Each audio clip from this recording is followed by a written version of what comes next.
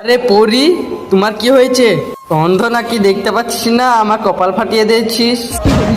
আরে আমি মারতে চাই না, আমি শুনেছি পরি অনেক বড়, তুমি তো ছোট কেন? আমাকে একটা বাবা তাবিজ দিয়েছে, সেই দিন থেকে তো আমি ছোট হয়ে আছি। বাবা? কোথায় ওই বাবা? চলো আমি দেখাচ্ছি। আচ্ছা ঠিক আছে, আমার হাতে বসো। অসহায় বাবাটার জন্য কে বা লাইক করবে? আমি জানি দুষ্টু বাচ্চারা করবে না, ভালো বাচ্চারা হলে লাইক করে চ্যানেলটা সাবস্ক্রাইব করে দিবে। বাবা, তুমি এই পরিটিকে ছোট করে দিয়েছো কেন?